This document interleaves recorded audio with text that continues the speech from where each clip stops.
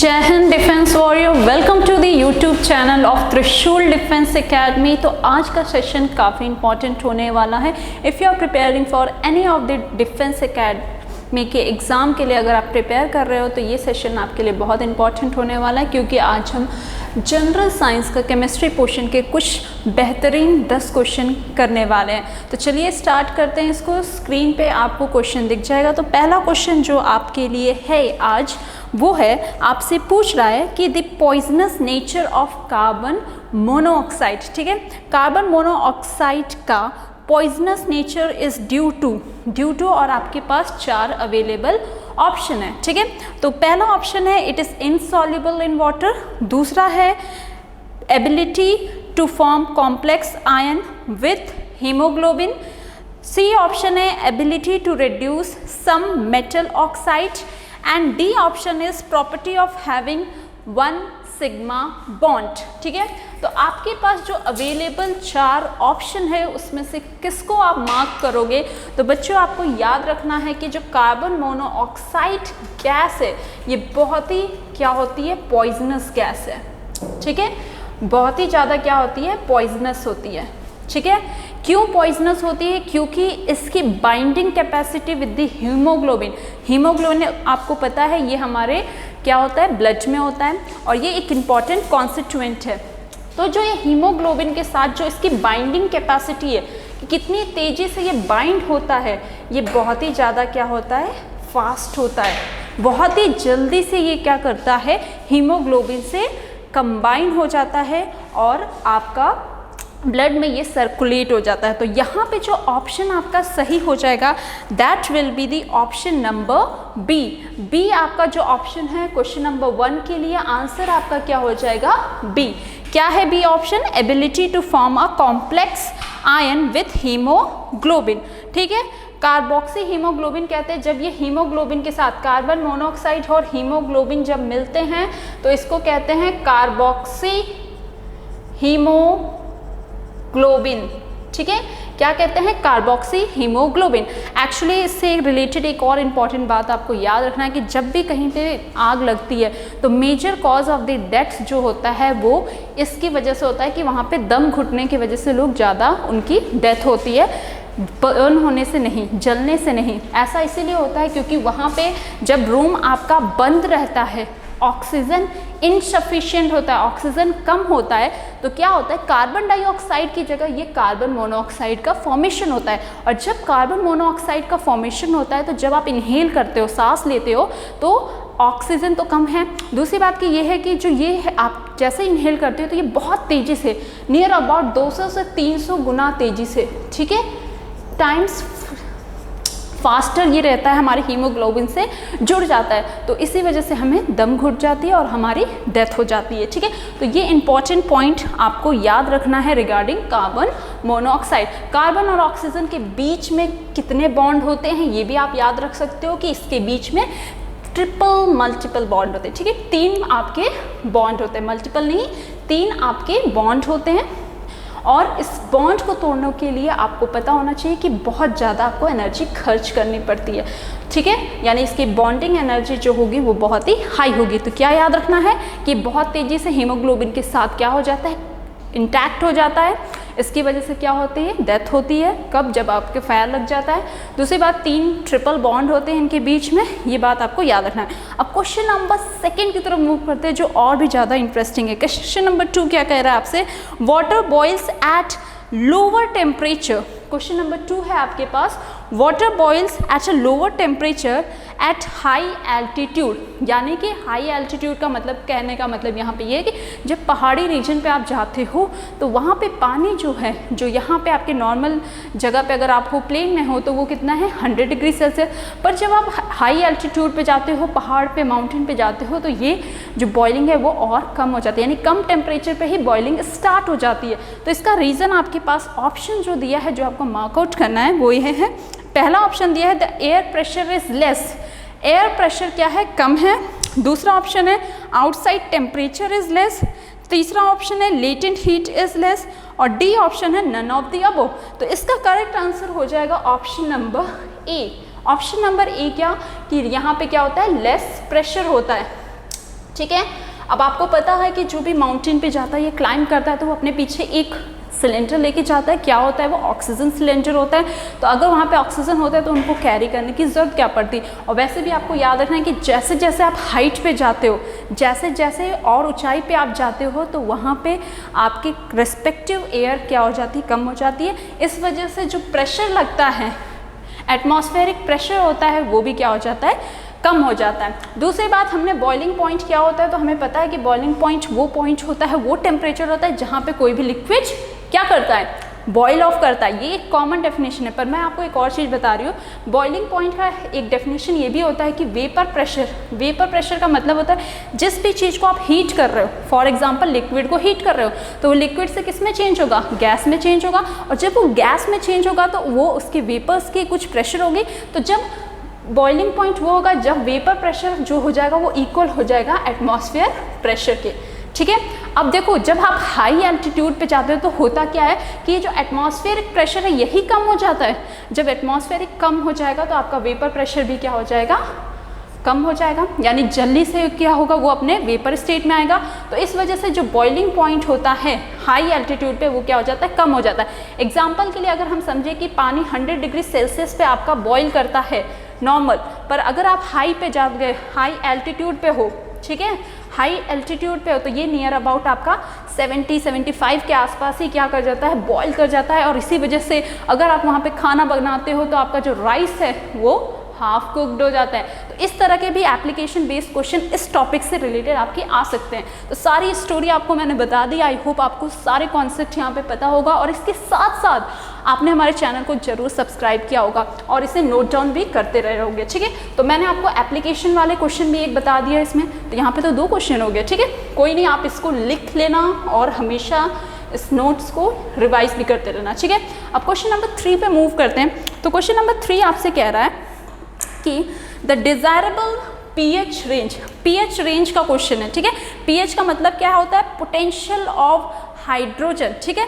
या आप नापते हो इससे कि क्या हमारा सब्सटेंस एसिडिक है, बेस है कि न्यूट्रल है, इसको नापने के लिए ये स्केल आपके लिए यूज़ करते हो। ठीक है। तो pH range for drinking water is, पहला ऑप्शन है 6.5 से 8.5 तक, बी ऑप्शन है 5 से लेके 6.5 तक, सी ऑप्शन है 6.5 से लेके 7 तक, और डी ऑप्शन है 7 से लेके 8.5 तक। तो जो आपका यहाँ पे करेक्ट आंसर हो जाएगा that will B option number A. यानी कि ये क्या होता है? 6.5 से लेके 8.5 तक जो होता है ड्रिंकिंग वाटर, ड्रिंकिंग वाटर यानी पीने वाला पानी।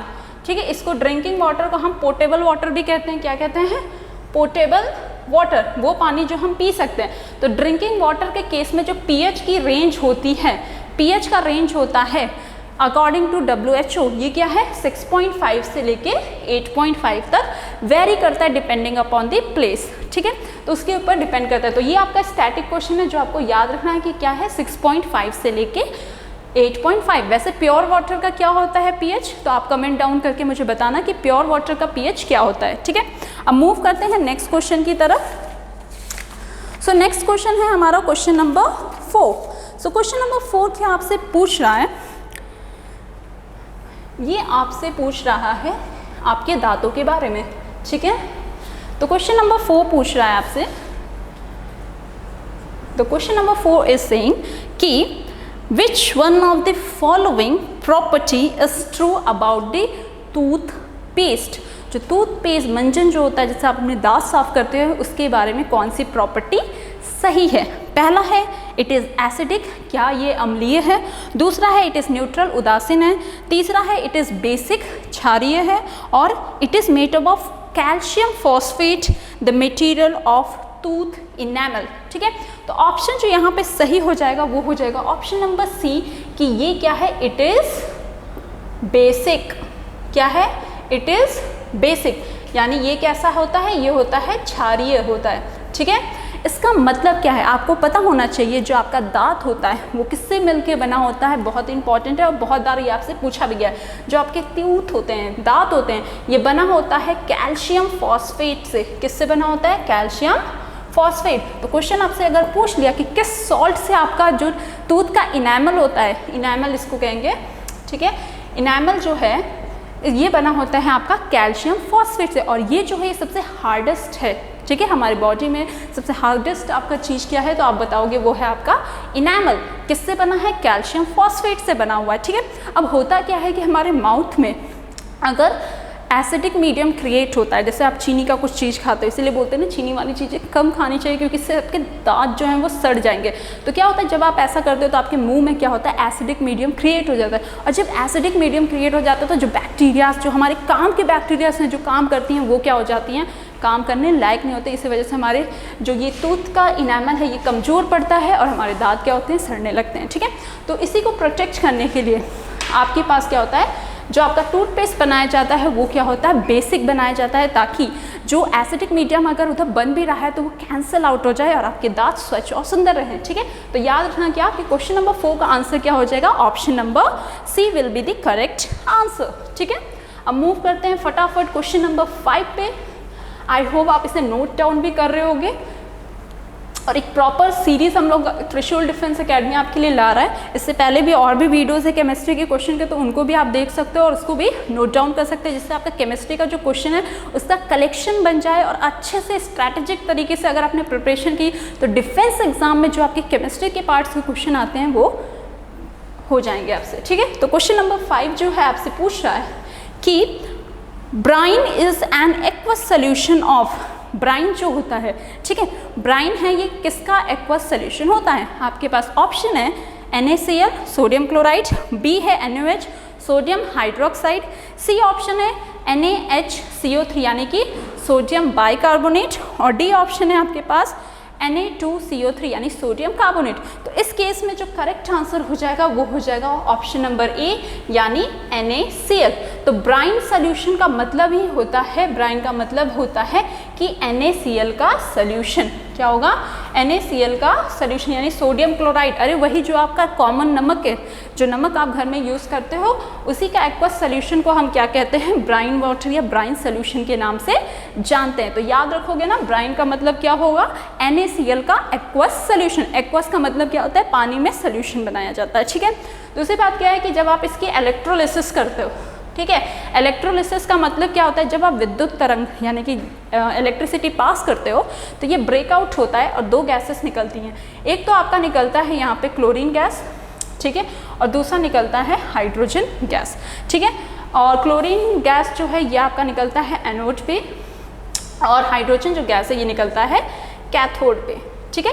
तो इस बात को आपको याद रखना है कि इलेक्ट्रोलिसिस प्रोसेस में जब आप NaCl सोल्यूशन को करते हो तो उसमें दो गैसेस कौन सी लिबरेट होती है, ये पूछ लिया जाए कि कैथोड पे कौन सी गैस लिबरेट होती है। तो आई होप अब इसके बाद अगर यहाँ से क्वेश्चन आता है तो आप बहुत ही आसानी से इसको किल कर दोगे, ठीक है, एकदम अच्छे से आप इसे आंसर कर पाओगे। तो 5th का आंसर हो जाएगा ब्राइन सोल्यूशन क्या होगा, NaCl, ठीक है। अब मूव करते हैं नेक्स्ट क्वेश्चन की तरफ। नेक्स्ट क्वेश्चन जो है हमारा वो है question number 6। So question number 6 आपसे क्या पूछ रहा है, again most important topic that is acid base and salt, उससे रिलेटेड आपका ये क्वेश्चन है, ठीक है। तो क्वेश्चन नंबर 6 है आपके पास, क्या कह रहा है ये क्वेश्चन नंबर 6। तो चलिए देखते हैं इसको, स्क्रीन पे आपको दिख ही रहा होगा कि which one of the following is try basic acid. आपके पास ऑप्शन है हाइड्रोक्लोरिक एसिड, बी ऑप्शन है नाइट्रिक एसिड, सी है सल्फ्यूरिक एसिड, और डी है फॉस्फोरिक एसिड। मैं ऑप्शन लिख देती हूँ। पहला है हाइड्रोक्लोरिक एसिड, ठीक है, नाम दिया हुआ है पर आपको फॉर्मूला भी याद रखना होगा, ठीक है, HCl हो जाएगा। बी ऑप्शन हो जाएगा आपका nitric acid HNO3, C option जो है that is sulphuric acid H2SO4, and D option is H3PO4 यानी कि फॉस्फोरिक एसिड। जब फॉर्मूला पता होगा तभी इसको आप कर पाओगे, ठीक है, और नहीं कर पाए यानी याद होगा तब कर पाओगे। तो दोनों केसेस बन सकते हैं, पर हम यहाँ पे सीखेंगे कि क्या कॉन्सेप्ट है, किस तरीके से आप इसको आसानी से टैकल कर सकते हो, ठीक है।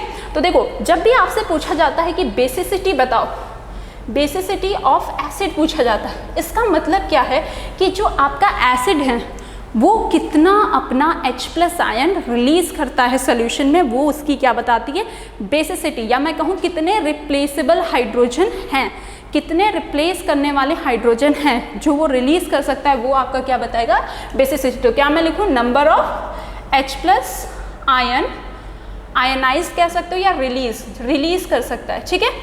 वो आपका क्या कहलाएगा, बेसिसिटी। तो इन सारे केसेस में देखो यहाँ पे क्या है, एक हाइड्रोजन, यहाँ पे क्या है, एक हाइड्रोजन, यहाँ पे क्या है, 2 हाइड्रोजन।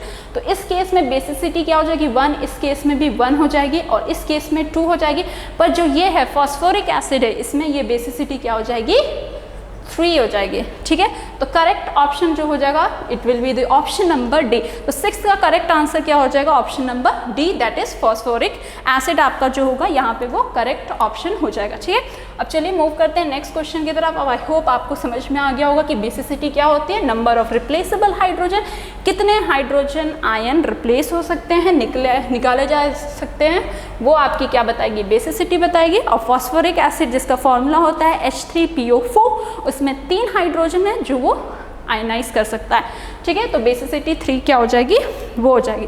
अब मूव करते हैं क्वेश्चन नंबर 7 पे। तो 7 आपसे पूछ रहा है, क्वेश्चन नंबर 7। ठीक है, अब ना क्वेश्चन नंबर 7 आपसे पूछ रहा है, ठीक है, एटॉमिक स्ट्रक्चर से रिलेटेड भी क्वेश्चन आपके डिफेंस एग्जाम में एक पेट क्वेश्चन होता है, यानी बहुत बार आने वाले क्वेश्चन होते हैं। ठीक है, क्या पूछ रहा है आपसे, the atomic number of an element is 8। किसी एलिमेंट का एटॉमिक नंबर क्या है, 8 है। ठीक है, मान लिया हमने। How many electrons will it gain to form a compound with sodium. कितने इलेक्ट्रॉन्स इसको चाहिए होंगे सो दैट ये कंपाउंड बना सके सोडियम का। तो सोडियम भाई आपको पता होना चाहिए कि सोडियम होता क्या है। सोडियम का एटॉमिक नंबर क्या है, तो आपको पता है 11 होता है। अब एटॉमिक नंबर पता है तो इसके इलेक्ट्रॉनिक कॉन्फ़िगरेशन लिख लो, K-L-M शेल होते हैं जिसमें हम इन इलेक्ट्रॉन को क्या करते हैं, विस्थापित करते हैं। फॉर्मूला क्या होगा इसका, 2, 8 और 1, 2, 8 यानी 10 और 1, 11। ठीक है, तो ये तो आपको मिल गया। अब ये जो है इसका भी तो लिख सकते हो कि नहीं, क्या हो जाएगा 2 और क्या हो जाएगा ये 6, 2 6 क्या हो जाएगा 8। अब बताओ मुझे, ये इसका K और L है, ये क्या है, बाहर का शेल है। इसी के बाहर के शेल को हम कहते हैं कि ये क्या है, वैलेंस शेल है, बाहरी शेल है। ठीक है, बाहरी शेल को अगर हम ऑक्टेट रूल से पढ़ें तो ऑक्टेट रूल क्या कहता है कि बाहर के शेल में क्या कोशिश होती है कि उसमें 8 इलेक्ट्रॉन हो। तो उसमें कितने इलेक्ट्रॉन है, 6। कितने इलेक्ट्रॉन इसको और दे दो तो ये खुश हो जाएगा, स्टेबल हो जाएगा। तो आप बोलोगे कि मैम 8 में कितना कम है, 2 कम है, इतने इलेक्ट्रॉन्स दे दीजिए, ये जो भी स्पीशीज है खुश हो जाएगा। ठीक है, तो आपको पता है इसमें क्या है, इसकी वैलेंसी आप निकाल लोगे। कैसे निकाला वैलेंसी, 8 - 6 = 2, यानी इसकी वैलेंसी क्या हो जाएगी, 2 हो जाएगी। ठीक है, और अगर ये सोडियम से करेगा, सोडियम अगर इसको देना होगा, हमें इसको रिएक्शन करवाना होगा, तो आपको पता है फॉर्मूला कैसे बनेगा। आप लिखोगे सोडियम यहाँ पे और यहाँ पे ये X लिखा, इसकी वैलेंसी क्या है 2, सोडियम की वैलेंसी 1 और क्रॉस मल्टीप्लाई कर दोगे। ठीक है, क्रॉस करोगे तो क्या आएगा, Na का 2 आ जाएगा और ये X, तो ये कंपाउंड आपका बनेगा। अगर आपसे इसी क्वेश्चन में एक स्टेप मूव करके आगे पूछ लिया जाता कि कौन सा कंपाउंड बनेगा, उसका फॉर्मूला क्या होगा, तो क्या बनता, Na2X बनता। पर आपसे ये पूछ रहा है इनडायरेक्ट तरीके में, ये आपसे पूछ रहा है कि बताओ इसकी वैलेंसी क्या है। तो इसकी वैलेंसी क्या निकाली आपने, 2।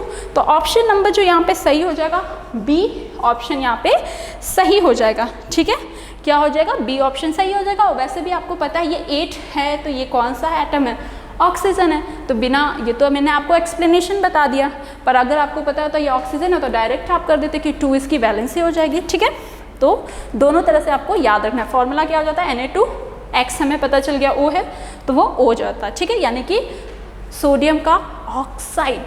ठीक है, तो मैंने आपको फॉर्मूला बनाना भी बता दिया यहाँ पे। ठीक है, तो जैसे भी क्वेश्चन आए आप उसे अच्छे से यहाँ पे कर सकते हो। अब मूव करते हैं क्वेश्चन नंबर 8 पे। सेशन को लाइक जरूर कर देना, अपने दोस्तों के साथ शेयर करना, क्योंकि ये नॉलेज जो है ना, इसको जितना स्प्रेड करोगे उतना बेनिफिट आपके लिए भी होता है। ठीक है, तो क्वेश्चन नंबर अभी हमने किया 7, अब मूव करेंगे क्वेश्चन नंबर 8 की तरफ। ठीक है, तो क्वेश्चन नंबर 8, 9, 10 बस 3 क्वेश्चन बचे हैं, फटाक से करते हैं इसको भी। तो क्वेश्चन नंबर 8 आपसे पूछ रहा है, which one of the following will not produce carbon dioxide. इनमें से कौन नहीं प्रोड्यूस करेगा, नहीं पूछ रहा है क्या, कार्बन डाइऑक्साइड प्रोड्यूस नहीं करेगा on reacting with aqua solution of HCl। ठीक है, HCl के साथ जब रिएक्शन करोगे तो ये कार्बन डाइऑक्साइड गैस नहीं निकालेगा। ऑप्शन है आपके पास लाइमस्टोन, क्विक लाइम, चॉक और मार्बल।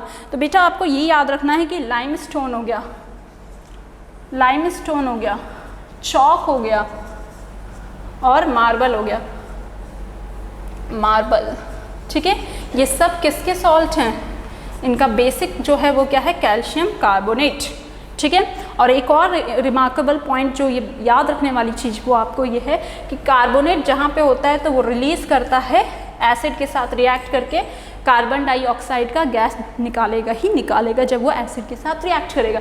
तो ऑप्शन जो एक आपका बच जाता है वो है option number B, quick lime. जो क्विक लाइम है, ठीक है, ये आपका ऑप्शन क्या हो जाएगा? इस क्वेश्चन के लिए सही हो जाएगा, क्योंकि ये जब आप HCl से इसको रिएक्ट करवाओगे तो ये किसी भी तरह से आपका कार्बन डाइऑक्साइड जो गैस है वो निकालेगा नहीं, क्योंकि इसका फॉर्मूला क्या है? Calcium oxide. ये इसकी क्या है? फॉर्मूला। तो आपसे यहाँ से और भी क्वेश्चन पुटअप हो सकता है कि क्विक लाइम का फॉर्मूला क्या है, तो आप बता लोगे ना। ठीक है, तो याद रखना कि लाइमस्टोन, चॉक, मार्बल ये किससे बने होते हैं? कैल्शियम कार्बोनेट से। और कैल्शियम कार्बोनेट या कोई भी कार्बोनेट जब वो एसिड से रिएक्ट करेगा तो वो कार्बन डाइऑक्साइड गैस क्या करेगा? रिलीज करेगा। और साथ ये भी याद रखना है कि कार्बन डाइऑक्साइड क्या करता है? सपोर्ट करता है बर्निंग को कि नहीं? तो आपका ये बर्निंग को सपोर्ट नहीं करता है। ठीक है, तो क्वेश्चन नंबर 9 की तरफ मूव करते हैं।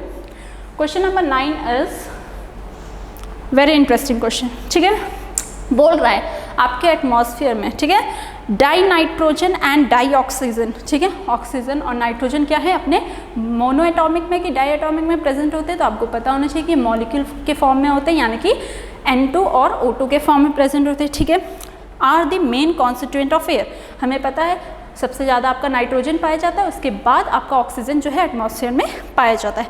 But they do not react with each other, पर इसके बावजूद वो एक दूसरे से रिएक्ट नहीं करते हैं to form the oxide of nitrogen. Because, क्यों नहीं रिएक्ट करते हैं? तो रीजन आपके पास दिया है, ऑप्शन दिया है जो आपको यहाँ पे दिख रहा होगा। पहला दिया है the reaction requires initiation by a catalyst. Catalyst की ज़रूरत होती है इस रिएक्शन को स्टार्ट करने के लिए।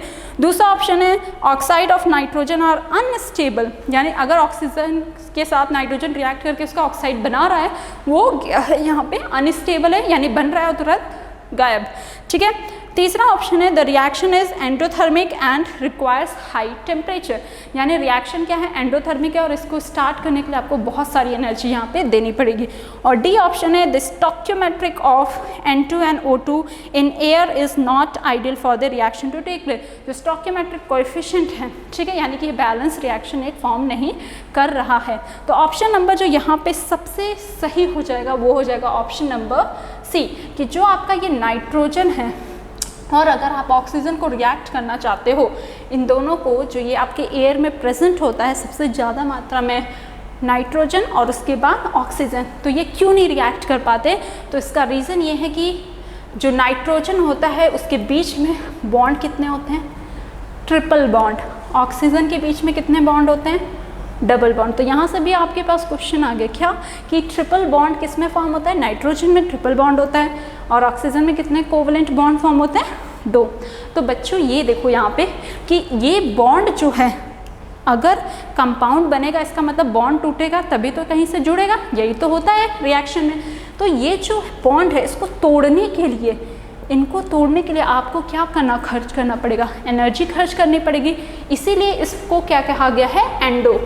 एंडोथर्मिक का मतलब, थर्मिक का मतलब हीट होता है, एंडो का मतलब देना। ठीक है, कि हम इतना हीट, तो इस बॉन्ड को, क्योंकि ये बहुत ही स्ट्रॉन्ग बॉन्ड होते हैं, इनको तोड़ने के लिए आपको बहुत ही ज़्यादा क्या करना पड़ता है? हाई एनर्जी देनी पड़ती है। ठीक है, तो इसी वजह से ये रिएक्ट नहीं करते हैं, क्योंकि ये एक एंडोथर्मिक प्रोसेस और इसमें हाई एनर्जी या हाई टेम्परेचर आपको देना पड़ता है सो दैट कि इनके बीच में बॉन्ड का फॉर्मेशन हो। ठीक है, तो आई होप एक्सप्लेनेशन आपको समझ में आ गया है और आपको रीज़न भी पता चल गया कि क्यों ये एंडोथर्मिक है, क्योंकि इसमें ट्रिपल बॉन्ड और डबल बॉन्ड है और इनको तोड़ने के लिए ज़्यादा एनर्जी खर्च करनी पड़ेगी। इसीलिए बेस्ट सूटेबल ऑप्शन जो हो जाएगा वो हो जाएगा ऑप्शन नंबर सी।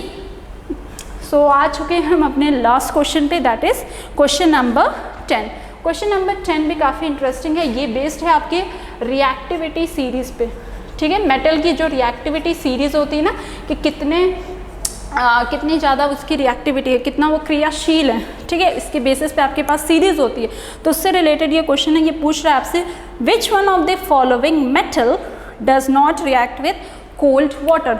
ऑप्शन जो आपके पास है, पहला है कैल्शियम, दूसरा ऑप्शन है पोटेशियम, तीसरा ऑप्शन है magnesium and the last one option जो आपको दिया है दैट इज सोडियम। ठीक है, तो कोल्ड वाटर से यहाँ पे कंडीशन अप्लाई क्या कर दिया, कोल्ड वाटर। अगर बोला होता कि पानी से कौन कौन से रिएक्ट करते हैं तो सारे रिएक्ट करते हैं, पर यहाँ पे कंडीशन क्या चेंज हो जाती है कि जो आपका ये है कैल्शियम, पोटेशियम और ये सोडियम, ये तीनों हैं, ये कोल्ड वाटर से बहुत ही आसानी से क्या कर लेते हैं, रिएक्ट कर लेते हैं और रेस्पेक्टिव अपने हाइड्रोक्साइड को बना लेते हैं। पर ये जो मैग्नीशियम है ये थोड़ा सा अलग है।